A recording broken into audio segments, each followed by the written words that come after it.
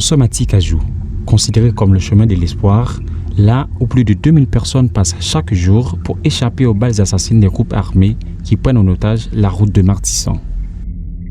Cependant, la situation n'était pas toujours ainsi. Tout a commencé le 1er juin 2021, sur la route nationale numéro 2, quand une guerre pour la conquête de territoire s'est déclarée entre deux groupes armés. Un an déjà, la route reste encore impraticable pour ceux qui ne veulent pas risquer leur peau. Un défi pour Spenchali Claude, rencontré du côté de Crissier, à 19 km au sud de Port-au-Prince. Emprunter la route de Tikajou n'est plus un choix pour elle. Au début, je passais toujours par Tikajou. Je me rendais au centre-ville. Ça augmente le coût. Ça demande beaucoup plus d'efforts, non seulement de l'énergie, mais aussi beaucoup plus d'argent.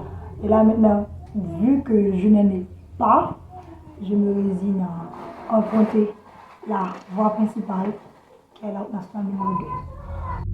Ce matin, malgré la peur et la poche à moitié vide, la jeune étudiante doit laisser sa famille pour se rendre au cœur de la capitale.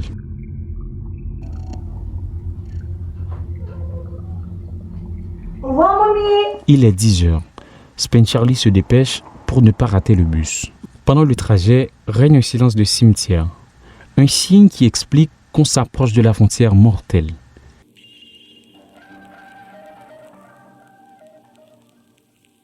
À l'intérieur du bus de 90 places, une dizaine de passagers tentent le coup.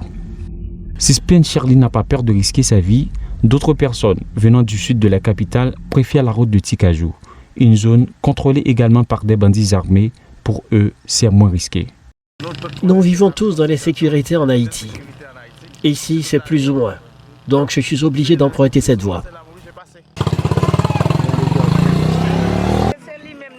Nous avons que là, nous ne pouvons plus passer à Martissan. Sur cette route, il n'y a pas d'ennui, aucun problème. La seule chose, nous aimerions qu'ils construisent la route afin qu'on soit plus à l'aise. Ils ont de la chance aujourd'hui. Grâce aux travaux réalisés par des riverains sur la route, avec les moyens du bord, cette initiative communautaire facilite le passage.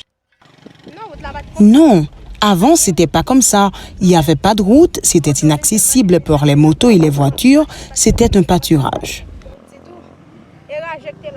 Ce désastre ne laisse pas sans impact certaines couches sociales.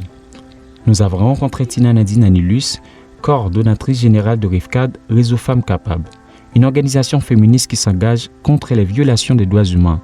La féministe s'inquiète. Premièrement, on constate qu'il y a beaucoup de gens qui ont perdu tout leur avoir. Donc, ce qui veut dire que leur économie est réduite à zéro. Il y en a qui ont perdu leur travail, des gardiens, des domestiques, des marchands ambulants, d'autres qui faisaient du business. Donc, de tout ce qu'on a vu, on peut dire que c'est surtout chez les familles les plus pauvres que cette situation a eu des impacts. Donc, au niveau économique, on a été très touchés, ce qui peut engendrer le banditisme et augmenter le taux de promiscuité avec beaucoup de difficultés dans les communautés, surtout quand la qualité et les conditions de vie des gens deviennent de plus en plus difficiles.